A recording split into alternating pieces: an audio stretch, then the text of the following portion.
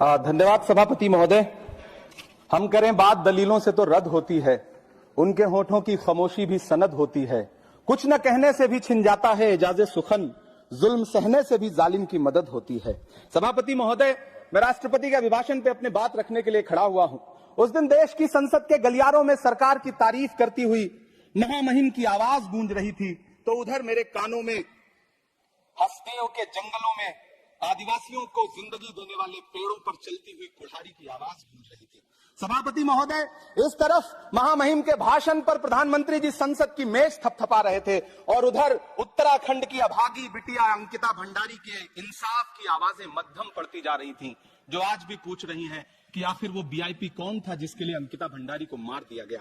सभापति महोदय, इधर महामहिम सामाजिक न्याय की बात कर रही थी और उधर उत्तराखंड के कोटद्वार में नफरती लोगों के खिलाफ एक बुजुर्ग को बचाने के लिए खड़ा हुआ दीपक, जो मोहब्बतों की रोशनी लेकर खड़ा हुआ था, उसके खिलाफ कोटद्वार की पुलिस गंभीर धाराओं में एफआईआर दर्ज कर रही थी और वो भी उस दिन हो रहा था जब उत्तराखंड के मुख्यमंत्री कोटद्वार में मौजूद थे। ये नया भारत है जहां दंगाइयों के खिलाफ एफआईआर नहीं होते बल्कि अमन और मोहब्बत की बात करने वालों के खिलाफ एफआईआर दर्ज होता है। ये नया भारत है जहां असम का चीफ मिनिस्टर खुलेआम संवैधानिक प्रोटोकॉल तोड़कर कहता है कि मुसलमानों को इतना टॉर्चर करो कि वो राज्य छोड़ने पर मजबूर हो जाए। वो कहता है कि अगर कोई मियां रिक्शा वाला 5 रुपए मांगे तो उसे 4 रुपए दो ताकि वो परेशान हो सके। ये नया भारत है जहां बरेली में खाली घर में नमाज पढ़ने पर पुलिस मुकदमा दर्ज करती है। ये नया भारत है जहां क्रिसमस की तैयारी करते हुए ईसाइयों पर सरकार मुकदमा दर्ज करती है।